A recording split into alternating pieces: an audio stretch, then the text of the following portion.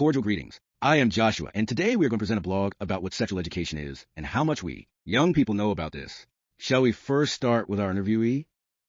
What's your name? Leandro Trejo. Tell me, Leandro. Tell me 3 contraceptive methods. I don't know any. Do you think they are not informed enough about sexual education? No. The truth is this educational system needs improvement. Well, we should implement more training on sexual education to be more informed about. Do you consider that abstinence? So abstinence, it is the practice of not having sexual relations. Is it the most suitable? Or is it better to inform young people so that they have more information about it? Well, it's always better to inform youth because that's where we start to create good habits and so on. Thank you very much. Did we meet with Kayla Cedino? Tell me how much you know about sexual education. Half and half. Tell me 3 contraceptive methods. The condom, the copper IUD, and the patch. Do you think that school provides us with enough information about sexual education? No, why? Why are we not given specific classes on this? And I think it's something important that we all should know at that age. Do you consider that abstinence should be practiced? I mean the practice of not having sexual relationships. Or we need to inform children about what not to do and what they should do to provide them with certain resources for their benefit? I think it is necessary to inform them about it. If they haven't been informed, they can later make mistakes. But they will have consequences, and since they are informed, they won't know. Have you heard myths about sexual practices? No, none. Thank you very much. We met with.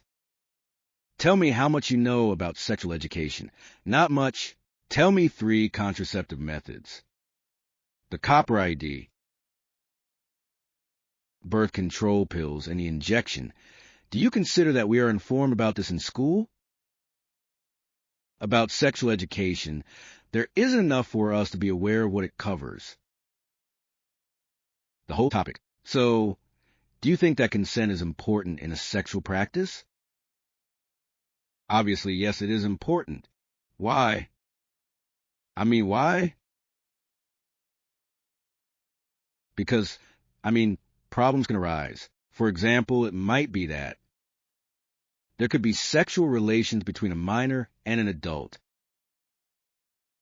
A minor cannot give consent, can report it to an adult. Many problems can arise. Tell me 3 sexually transmitted diseases. HIV.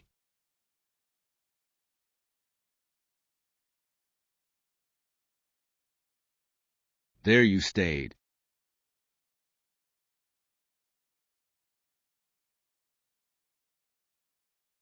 Did we meet with Leonardo Life?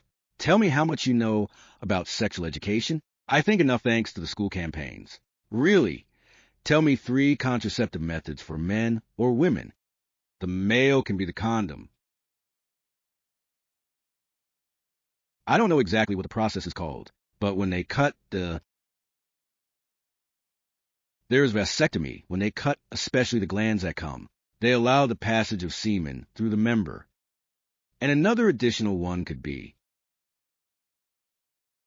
not for men, but the man is only in those 2, right? And there is no more, and some women cannot be the god of fertility. What is a sexually transmitted disease? What disease is that? Which is clear. As the name says, it only occurs through sexual contact. An example could be, I don't know, HIV. Do you think that school informs us enough about this? To a sufficient extent, I can say yes, but it would still be good at any moment. This type of thing can spread more, especially in higher level courses. Inferior, because let's be realistic, it's not just for us, but also for the younger ones, that they're also entering this world for better or for worse. Do you feel comfortable talking about this? It's normal. That's a topic that needs to be taken seriously. It's a serious topic, and yes, it is important for young people. Thank you very much, Leonardo. We are meeting with Ariana. Tell me how much you know about sexual education. Tell me 3 contraceptive methods. The condom, that injection. Women to avoid getting pregnant. I don't know more. Thank you very much. Do you think that school informs us about sexual education, or at least enough? The basics, a little bit. Not much. Why? because it is rarely talked about. Only sometimes during special days they talk about it. If not, don't you feel comfortable discussing sexual education? Yes, I don't mind. Now tell me any sexually transmitted disease you know, and how it could be transmitted. How does AIDS transmit through sexual relationships? Does it affect homosexuals more? We met with Arel. Tell me roughly how much sexual education costs a bit. Tell me 3 contraceptive methods. The condom. Do you consider that school informs us enough about this? Not much, so occasionally. Do you think the internet is a reliable source to provide information depending on the page? You look for the information. If not, right? What is a sexually transmitted disease for you? Does AIDS transmit through sexual relations? But what is it? Is a disease that occurs when someone is infected? No. Are we meeting with Jose Emilio Rocha? How much do you know about sexual education? A little, yes. Tell me 3 contraceptive methods. The midterm.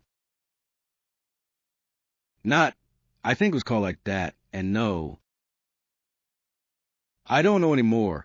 Just tell me a sexually transmitted disease, and how to prevent it. Do we transmit that? Herpes without using. Use a condom.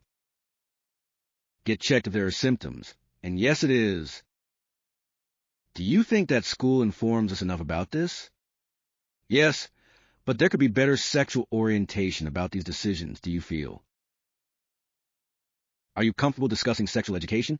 Yes, I think it's a topic that should be addressed and discussed with today's youth. Do you think consent is important when engaging in sexual practice? Yes, because if not, it could lead to legal problems in the family, or having an unwanted child. Thank you very much. Well, to conclude, we have to acknowledge that sexual education has been a fundamental pillar throughout history. Because it is thanks to that we are still here, we can see that certain information is not given in school. That will be feasible for students. They are young people who need to feel more supported, more than being forced to preach. Abstinence would not be the correct solution, since as they themselves say, it is not a favorable practice over time, because it can be influenced by hormones or by something can lead to pregnancy, since they don't have sufficient knowledge.